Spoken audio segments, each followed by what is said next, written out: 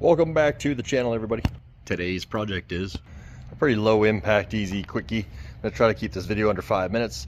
Hot tub keeps draining out whenever the pool comes off. Sorry, everything's dirty, it's winter. I need to get on this clean. The hot tub drains as soon as the pumps shut off. It drains down here eventually overnight, or sooner than that. It's gonna just equalize with this level right here. What does that mean? Pretty straightforward. On your pool system, somewhere over in wherever on yours, you're going to end up having either a Jandy or a Pentair, probably with a clear housing on there. There's a flapper that's right there inside this hose. That flapper lets water in, and then it closes down automatically when the pool pumps shut off, and you're getting water that's going backwards through your system, is draining out, and it's causing your hot tub to lose water. So basically it's just this flapper. These things get deteriorated due to a chemical exposure. They get pretty gnarly looking, actually. Surprisingly, they look all like really bad. Anyway, mine looked terrible when I pulled this off the other day. We're gonna finish this job up. See, first thing we're gonna do, we're gonna turn off the equipment so that we can't have anything power up accidentally during this process. For me, I'm gonna take all of these poolside, what is this one, suction, street suction, and house suction, and I'm just gonna turn those straight vertical on the knobs to shut the water flow down so that it keeps my water locked, filled up in that pump right there when I start opening the system up. I don't know if that matters or not, but I'm gonna do it, damn it. On this side, the spa side, you can also turn that guy into the vertical position, and of course we noted where those were in the beginning. Super easy tool setup here. Get yourself a semi-clean rag, a big Phillips head screwdriver, or yada yada blah, and you'll want some kind of lubricant to clean and lube your O-ring that's going to be exposed during this process. Personally, I just got this little thing of jacuzzi lubricant. These things are cheap. Probably buy these at any pool supply store or on Amazon. A little KY will work if you don't have that. How about this guy on Amazon right here? Let's see, Fitz Pentair check valve model. And there she is. And it's a little different shape than the one that we're pulling out of there, but it's supposed to be better. We'll see if this one actually fits. When you're trying to figure out which one you have, take a look around here. If there's no white label on here that you can read, and no white label on the back side or anywhere on here, basically it's probably going to be the same one that I have. And at the time of the posting of this video on Amazon, this was the replacement, 263042. I will post the product. I'll try to do a little screenshot if I can figure out how to do that on YouTube. I'll post it right up here, and also the part number and an Amazon link. Not an affiliate link. I ain't gonna get paid anything from it. It's gonna be in the description. While I'm annoying you with showing you how to turn a screw out, please like and subscribe if you're getting any value out of this, because I know one thing for sure: I'm not making a penny off of YouTube. So you can at least like if you're going to get any value out of this. I like to break the torque on all these. It's very light torque with a screwdriver before I use any type of battery powered driver. Then on low speed setting with everything else, and I'm not going to make you watch that. Let's collect up our trash before we lose something. I'm going to wash these off also. I don't want sand on these threads or dirt when I put them back in. On these caps here, if you're breaking the seal for the first time, try to use something plastic. You'll be able to put it down in kind of this area in general and just work it in. Try not to break off those tabs, but you really got to kind of work at this thing in order to pop it back up. For me, I just had this off the other day while diagnosing it, so I should be able to break it, get that O-ring unseated a lot easier. Let me work on that. Try to get it in there, and I'm just trying to lift one little corner, lift a little bit, and then eventually I'll be able to pop it in here, and a little quarter turn, it'll pop off. All right, now broke that seal. All I did is I was able to turn mine about a 32nd of a turn, and that gave a little bit of a lip, an overhang right here, and I was able to pull up on that lip and pop her off. So what you're going to have in here is you got an O-ring either here, or it's going to be seated down in this little groove. So you want to make sure and keep that just in case. When I pulled this off the first time, this thing, it was a rubber seal, and it looked like something that you find in deep sea exploration. It looked like this mushed up, ate up, chewed up piece of garbage, basically. So anyway, your new one, let's bring that in. This is, I think, 16 or 17 bucks total off of Amazon. So the new one comes with its own O-ring. Is that broken?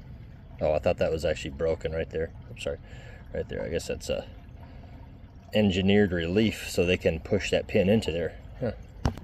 In general, first impressions are pretty good if this thing actually fits in here. So the pin itself in this one on the left is much more robust than the OEM pin on the Pentair design. The flapper, of course, is completely different shape. I'm hoping that'll seal this up. I don't know yet. It said it would. And what else? O-ring looks like it's about the same. Plastic looks maybe a little bit more brittle though. So we'll see how that holds up. This looks pretty robust. I do not believe that you could straight pull this pin out and swap this thing out, because you'd have to drill the bore of that, and I don't think it would actually work. I don't think you could retrofit this in the way it's laid out by the looks of it. So, taking a look around here for last. Oh, yeah, anyway, the spring's got 9 windings, and they are thicker than these, so it looks like it's maybe a more robust spring as well. But anyway, let's throw it in and see what happens. Before we go throw this in there, let's get down in here. We're gonna clean off this top edge with a clean side of my dirty rag, and now with an even cleaner part of my really dirty rag. I want to wipe out that O-ring sealing surface, sealing surface. It's in there. Make sure you have no debris in that area at all. And now all your water from your hot tub right now is draining through here into the swimming pool. So if this is going to work, there it is. It should seal that hole off. It sounds like it did, so I think we're going to be okay. It's interesting.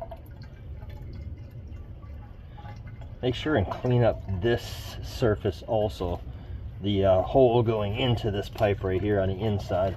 Make sure there's zero debris on there. I had a little bit of a white film on there when I first pulled that cover off. Make sure there's no sand or anything, because that's just going to get in your way of a good seal. Hopefully my head wasn't in the way for that whole video. I'm going to take my O-ring on here with a little bit of my jacuzzi goop. Not sure how much of this I'm going to have on video and how much I'm not. Let's travel around there and get a little lubrication on that egg. A little more.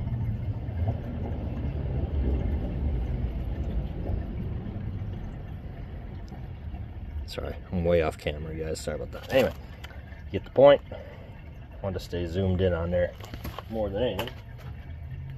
Get a couple screws. It's pretty straightforward on the orientation on here. Put the flapper on the exact same size as the one that just came out of there. And let's try and throw in a couple screws lightly first. Don't tighten these down all the way right away. It's gonna leak.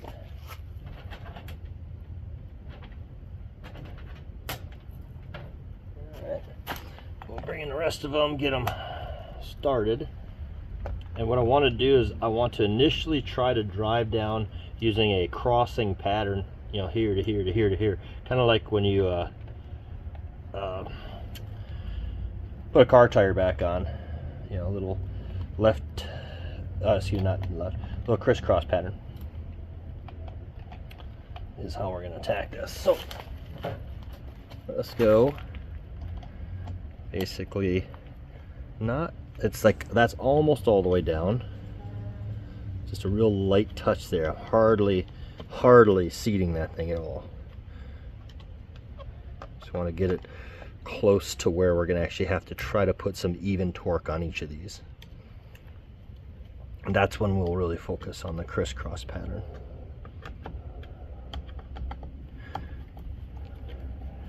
Alright, so each of these is basically driven into place. Sometimes you can see a white line in here, kind of like where a bubble is versus the gasket seal, and as you put torque on there, it'll start squeezing out some black. Let me try to zoom in and show you. Let me try this out here. All right, so where are we at in the picture? Right here, you can kind of see it's a little more black from right there underneath this plastic up to there. But right here it's pretty white from here all the way around. So if I put a little bit of oomph on this here, you should see a little more black come into play, I believe. And you can kind of see it's starting to chase some of that air out of there. See if I put a little tightness here. I'm talking a little bit of tightness. Okay, see a little bit more sealing up there. So now just go around, zoom out a little more. Anyway, we're just gonna go and give a little snug, do a little crisscross, a little snug, crisscross, star pattern, however you want to call it. Go all the way around eventually, make sure you get every one of these guys. I lost track of which ones I've done already. And try to be as even as possible on how much your final torque setting is on these things. Just so that that O-ring is sealed up evenly around there. If one of them feels like you didn't put as much oomph on it, get back to that one. And I do believe that should be it. I don't know if that O-ring is going to seal up all the way, but we're about to find out. Let's turn our pool equipment back on. There you go. Oh, missed it. One more. You know what? I forgot. Our timer is up for the day. So let's go to filter. Alright. Remember, I got these all plugged off. So let's open those guys up. Open this guy up. Water going through.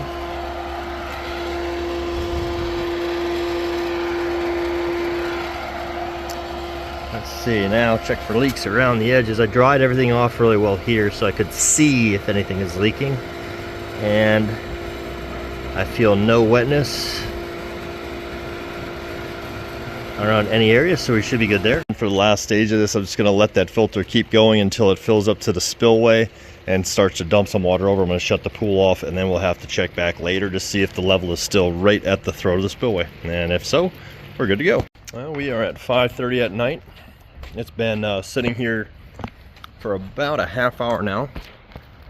I'll take another picture later, a video later. As you can see, like right at that bottom of that overflow, there's that like tile edge there. You can see how high the water is there, the blue versus the beige color. So we'll see where we're at in about another hour or three.